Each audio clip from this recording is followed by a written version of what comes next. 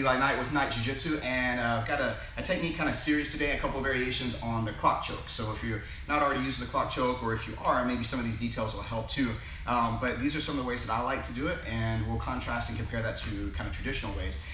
So if Alan here is like in turtle position, and he's doing a pretty good job of defending, if I can get my hand inside the collar, and so what I want to do is whenever I'm basing here, let's turn this a little bit, is whenever he's turtled up like this, I'm putting my knee here on the outside of his knee as a support, so if he tries to turn toward me or away from me, then I can kind of manage the position of it pretty well.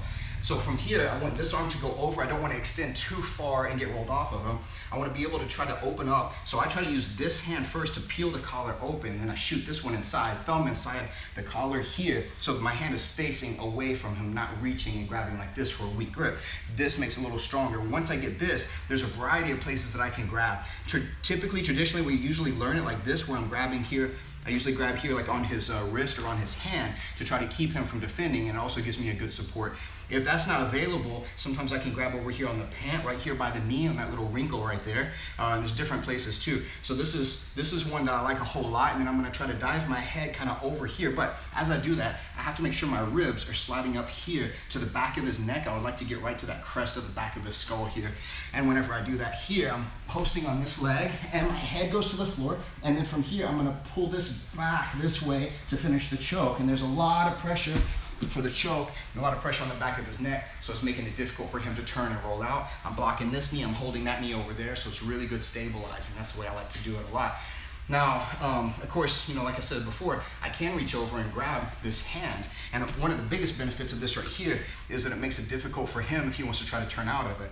And it also gives me the ability here that if I'm not getting the choke, then maybe I can reach and step over here like this and use this one to peel away, and then post, sit back, and then maybe work this into a straight arm lock. And on the same kind of line as double threats is if here, instead of me reaching in traditionally where he's going to be looking to block me, if I go same side over this way, and instead I'm going fingers inside here like that, and then I'm reaching to the hand like this here, then I step over the head, and then I'm going to pull straight back like this, and this is also a nice tight choke. And again, we still have that double threat of the arm lock here too. Sometimes you just can't get that secondary grip, so you get inside the collar, which is the important part, but if you don't get that secondary grip and you don't stabilize, he's going to be able to roll and turn or spin out or whatever. So if that's the case though, this is kind of a different option that you can look to take, and this is a little sneaky, deceptive, and honestly a little fancy, but if I'm using it for the right reasons, it's applicable, it's useful, right?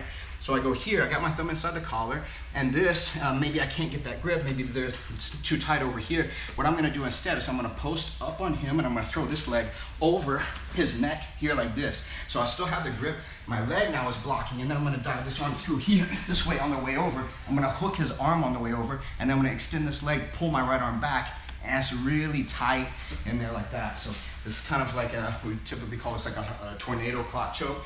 So what I'm doing, reaching inside, thumb inside the collar like before, can't really get good access for a secondary grip, too hard to finish it just with this one. So I'm gonna use my leg for support here. So I'm gonna post up, quickly throw this leg all the way over his head to the same side that my arm is on, and then I'm gonna dive this hand inside as I fall off and across here, hook this arm, pull straight my leg, squeeze for the choke. So, anyway, those are some little variations on clock choke details. If you're not using them already, maybe those can help out if you're having trouble finishing it, because it's a really powerful choke whenever the guy turtles up and he's playing that kind of tight bottom position. So check them out, let me know what you think, and like, share, subscribe, all that stuff, guys. I appreciate you watching Knight Jiu-Jitsu. Keep watching that, and Aperture Fight Focused.